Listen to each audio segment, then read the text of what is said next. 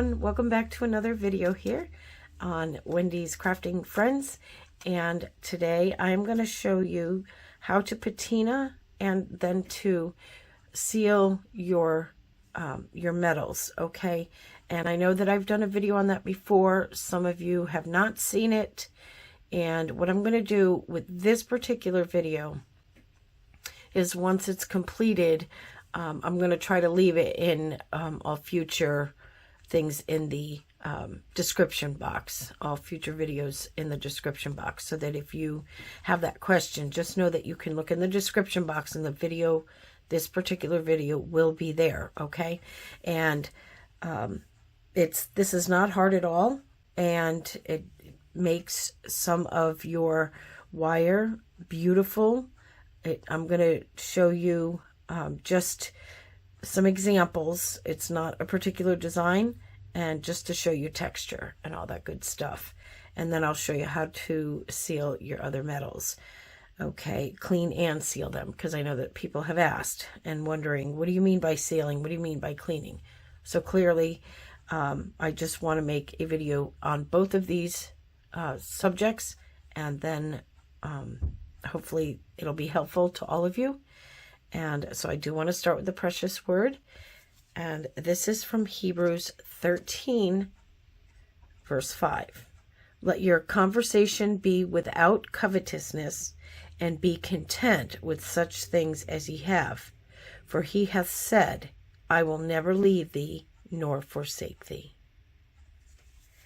Okay, so I'm going to get the things out that I need, and I'll be right back. All right, so these are the things that I'm going to be using. I have already taken one of my square, I don't know if you can see that, it's a square 20 gauge bare copper, dead soft, and I just folded it in half, and then I squeezed it together so that it was nice and connected. And then I just took them and twisted this. I took it and twisted them around to make this design here, okay?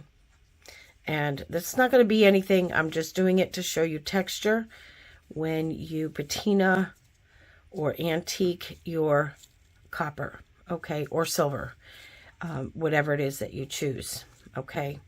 And then I just have something with swirls. These earrings here, these are 20 gauge. So I made some ear wires. I think I'm going to leave them as the bare copper color. So these will have to be cleaned with denatured alcohol, which denatured means it strips everything from the oils that are left behind, so that the protected clear can adhere to it, okay, and not adhere to oils or water or dirt, okay. And I'll show you that right here. These are absolutely beautiful. These are actually I got them from Sam's Bead box back in August of 2022, as you can see here. And these are the check glass struck round green marble Picasso 10mm, and they are just absolutely beautiful. So I made some earrings with that, and I think the beautiful bare copper goes gorgeous with that. Even if you antique it, I think it's just going to look just as gorgeous.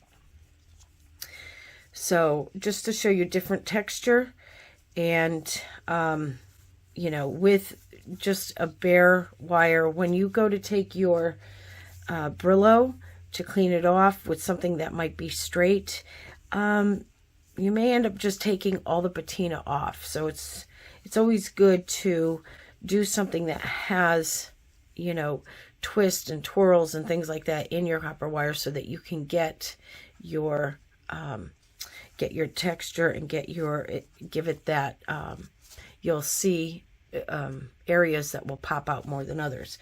And I did have my steel block and my hammer, so that I was able to just lightly tap that to get, you'll see some of that flatness, that you can see the indentation of the hammer, and getting that so that you'll get just a little bit of that, you'll see the dippling on the top here. Okay, so what I do is I've taken about a heaping tablespoon of baking soda, and I put that in cool water, okay? And then I have the, this is the Bead Smith XL gel. This one I have in 4 fluid ounces, and it is the liver of sulfur. And so for about 16 ounces of water, I add about 5 drops. And I know that on the directions it'll say a teaspoon. I think that's just a bit much. 5 drops for 16 ounces of water is just fine. You got to make sure that your water is very hot. Okay, and you can do that with the hottest part of your tap water. And I'm wearing gloves. Clearly you can see, because if I spill it on my hands, this stuff does smell really bad, like rotten eggs. So what I'm going to do is I have a basket here. Okay, this basket, you don't necessarily need it. I do it because it just makes it easier for me to pull it out of my container here. And I will put these in here. Now this is straight, so I'm just going to go ahead and bend it a little bit into a shape, so it'll fit and nest right in my basket. Now, again, if you're making a bracelet, you know, with your copper wire, it should be able to fit. That's why you want something big enough that's going to fit your piece that you are making. So we'll just call this like a mini cuff bracelet. Okay, so I put that in there. I'm going to put this in there, and then we are going to go ahead and dip this right in here. And this, when you use enough of the X gel, like 5 drops for me is fine. I don't want to skimp too much, because then you're going to let it sit in here for like 15 minutes. And really you don't have to, because as you can see, it's already turning. Okay. And so you should be able to have it for maybe 2 minutes max. Okay, and you should look, see how it's already darkening there. And what you want to do is, once you take this out, so you can see how black that is. So the process is patining or antiquing, basically what copper would do anyway, but this speeds up the process. Okay, so now I'm going to take this out, and be careful not to spill any of this stuff on your mat. Besides, you're going to be doing it, you should be doing it in the kitchen on a counter, so that you are not spilling anything on your jewelry mat. I'm just doing this for demonstration purposes only. So I'm going to go ahead, and what we're going to do is put that right in there. This is going right in there. It starts to neutralize this, your pieces. Oops, I'm missing a piece. It didn't quite come out of there. Just want to make sure I get no drippies. Okay. All right. So this is going to neutralize that, so it can stop patining. Okay. All right, so now you can stop. You can take your gloves off if you want. You can keep them on, because once you get your Brillo, and that is going to, you want to make sure you protect your fingertips and stuff, because it is steel wool. Okay, that's Brillo steel wool. If you're going to get Brillo pads, try to get those that do not have that soapy stuff on it. Okay, you want just the plain Brillo pads. And that will be good as well. Or you can go online and get steel wool, maybe in bulk pack, in a roll or something like that, that you can just cut pieces off as you need it, because that's what I do. And then we'll go from there. So what I'm going to do is, this should be okay now to rinse. You can rinse these off. You want to rinse it off. And then you can take your steel wool. So let me get that, and I'll be right back. All right, so I just put down some tissue here. Could put a paper towel, a washcloth, whatever you need. And you can take tongs to take this out if you find that this is a little too deep. And I am just going to just grab them with my scissors, hopefully.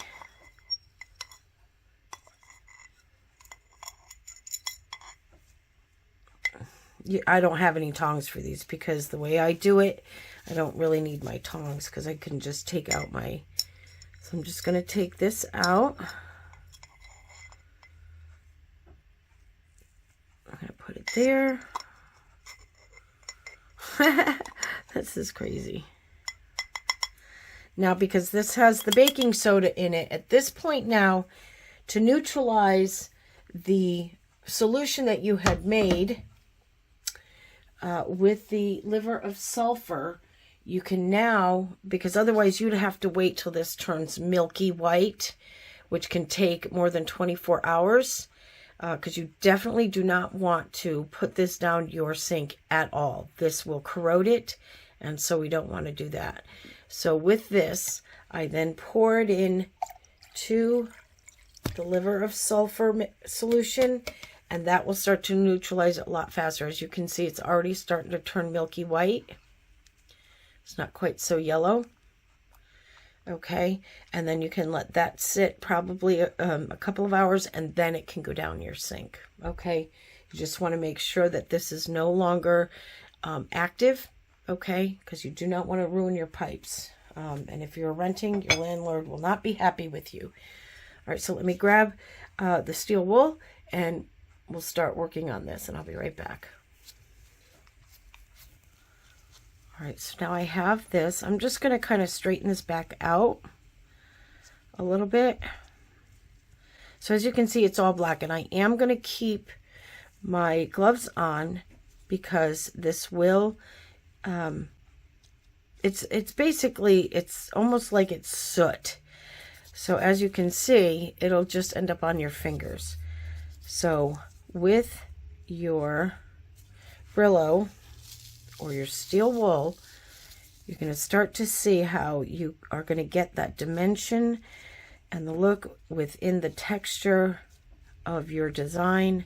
So whether you're making a twist, a braiding look, or any kind of design with a cabochon, you'll be able to get beautiful dimension from that. Okay. So basically, you're just going to take that and look at how beautiful that is already. Doesn't take much. And as you can see, right down in here, you're going to get lots of shavings. So again, you want to try to keep that all in, you know, a small area so it's less stuff to clean up.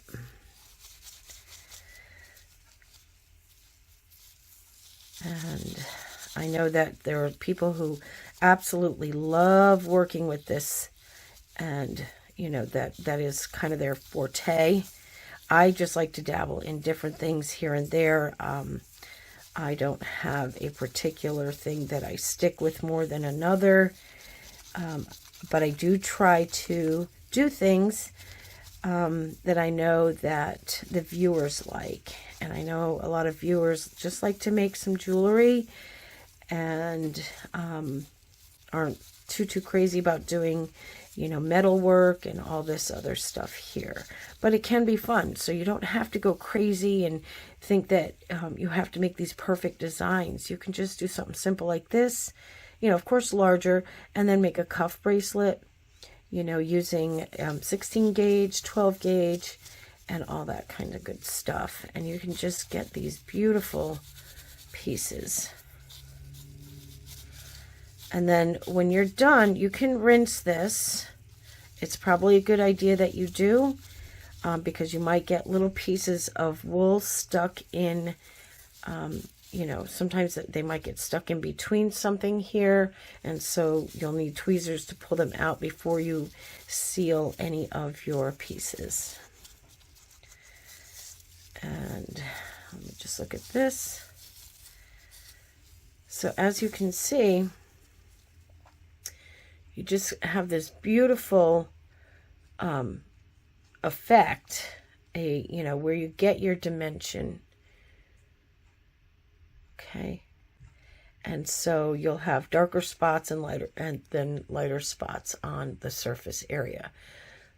Okay. So that is a big difference. Now we'll go here. And you can see how it's like, look at the difference. It's very black compared to getting your areas on the surface to shine.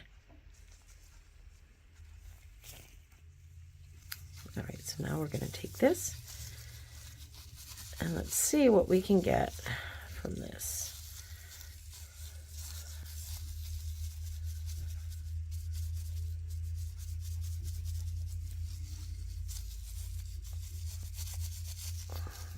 See where you can see where the wiring gets stuck in there?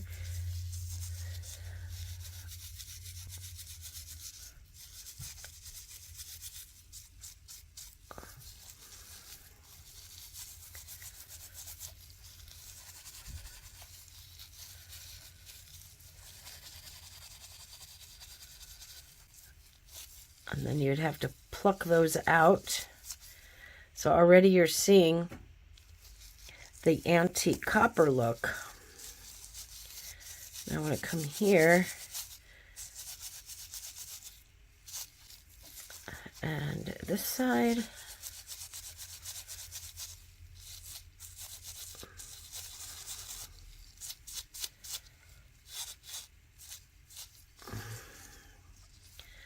And there you have something that is no longer this bright shiny copper,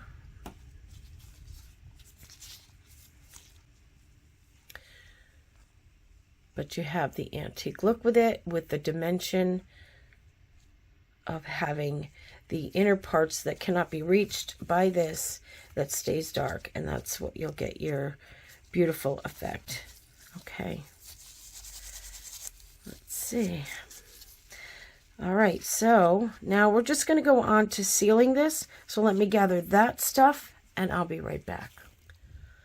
All right, so what I've done is I already taken my denatured alcohol and did this. And what I have here, let me just put the cap on so I don't spill it because it's very large.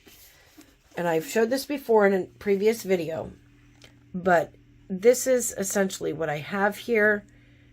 So it's the ethyl alcohol, DUP dot fluid, it's not hashtag, but number 5.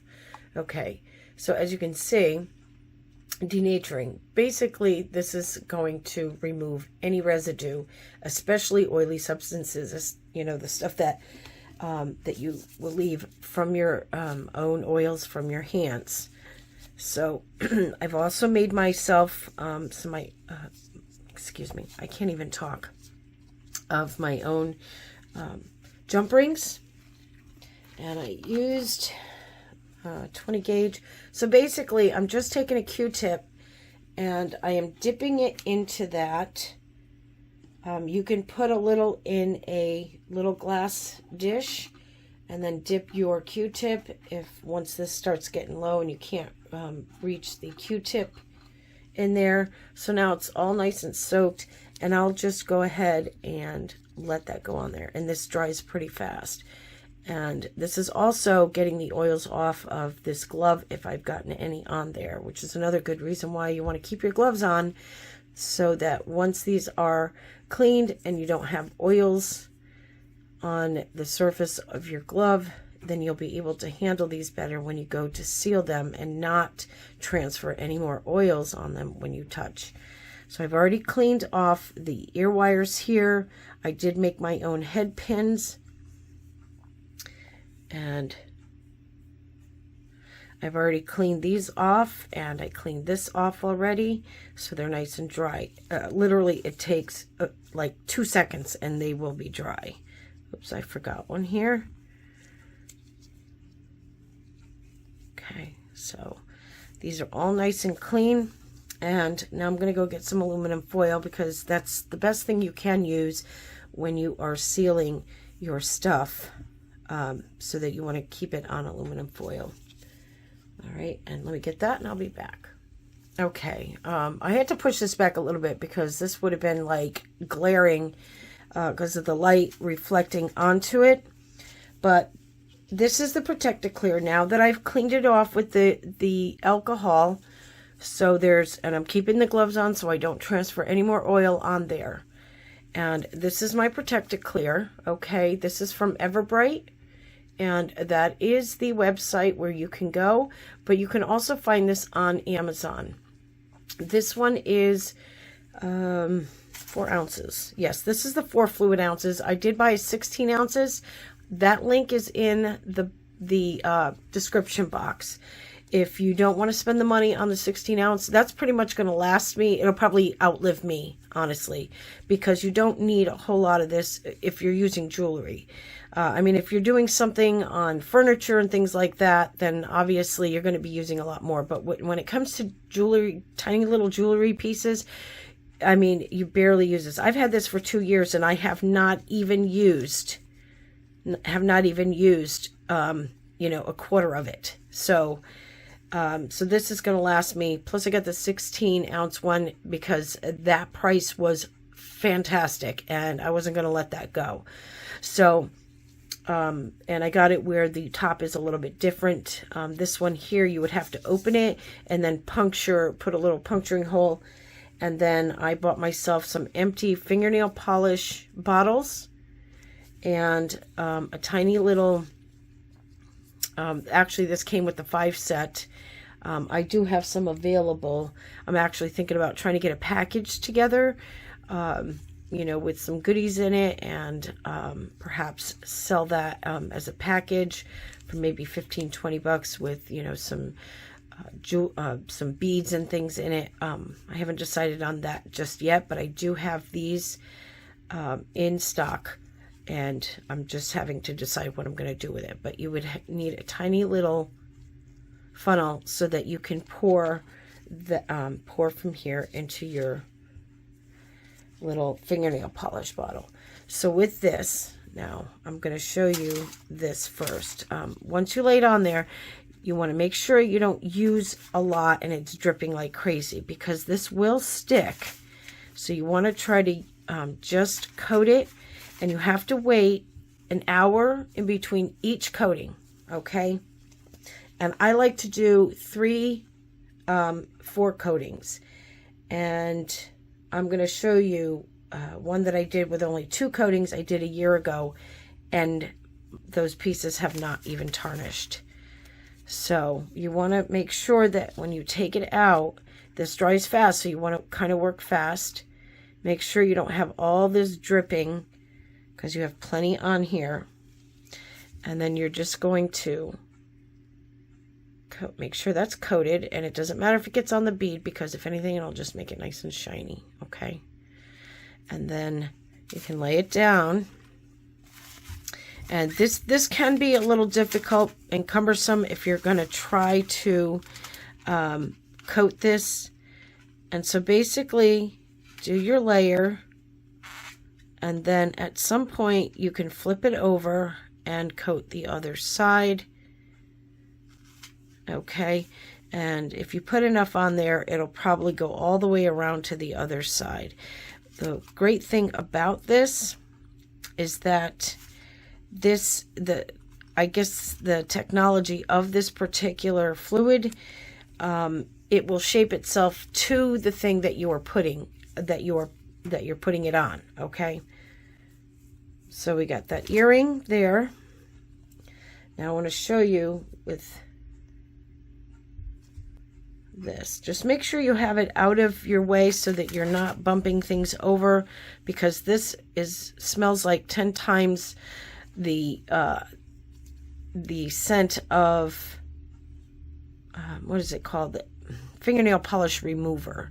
So if you get that, it's going to stink for a while in your house, and it's very strong, so you don't want that. Okay. Same thing with the alcohol, that denatured alcohol. So again, you want to make sure you coat, go back in and dip, because you'll start to feel that your brush is starting to stiffen up. Okay.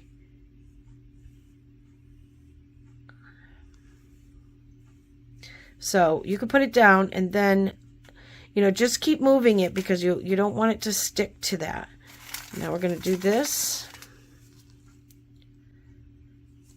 Just do one side. You don't need to go crazy. It doesn't need to be slopped on. Okay.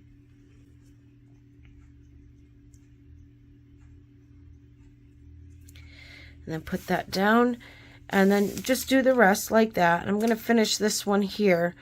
And then again, when you're done with this, wait an hour before you put on your second coat. Okay. And I'm going to do this side now that I put it down.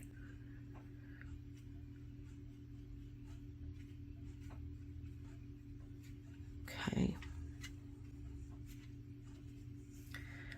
And so this will seal in that patina as well, because as you know, that even those dark spots, and you've brushed off to get that effect, you still have that sooty stuff going on in there. So you can seal that right into your work.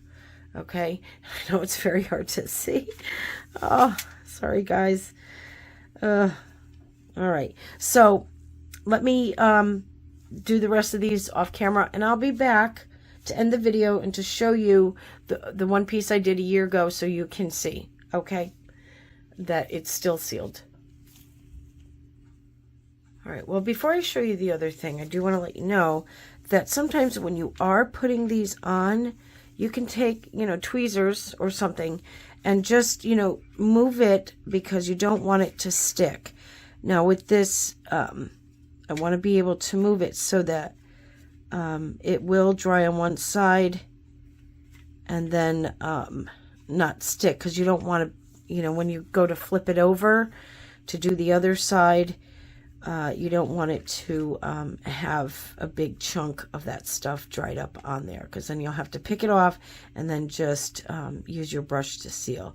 And yeah, so just to kind of just move them around a little bit every once in a while, so that they are not sitting in the goop, or, you know, that sealant stuff. And you'll figure it out. You'll get to know how to use it and stuff like that. But I just figured I'd give you a general rundown as to how I do it. Okay, and let me get the other stuff. I'll be right back. All right, so here, this is just something I made with this Heartland Gingham pattern ribbon. Absolutely love it. Just love it. And it's a good quality ribbon.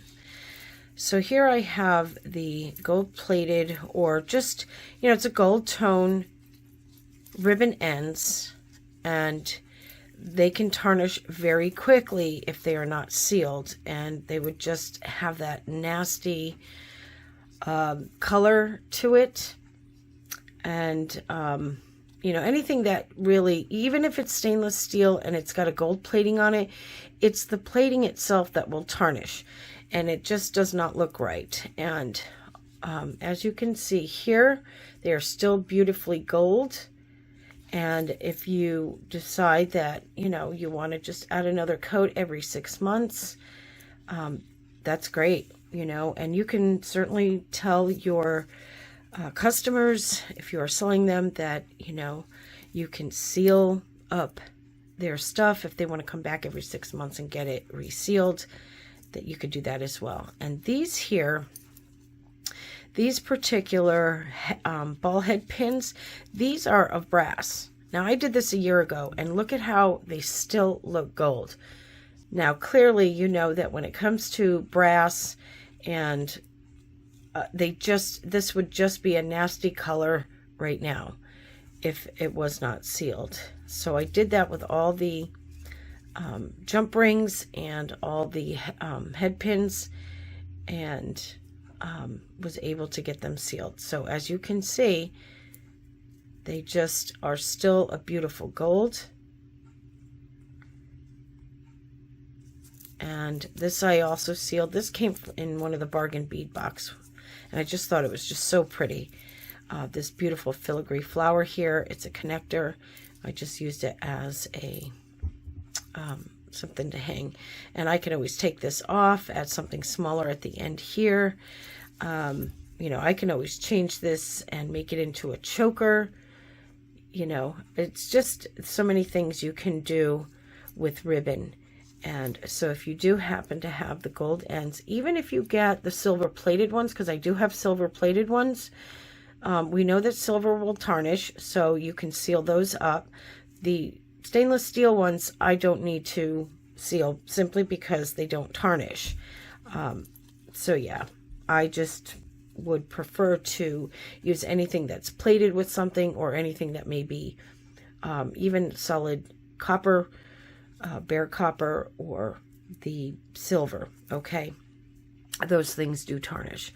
So if you want to protect your metals, if you want to have longevity, not only for the stuff you wear, but certainly for your customers, so they can look at it and go, you know, I like the way she does her things, or his things, whomever you are that makes jewelry.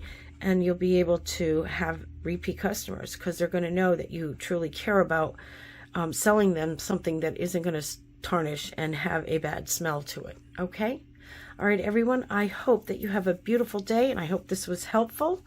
And God bless, and I love you all, and we'll see you in another video, God willing. All right, bye-bye.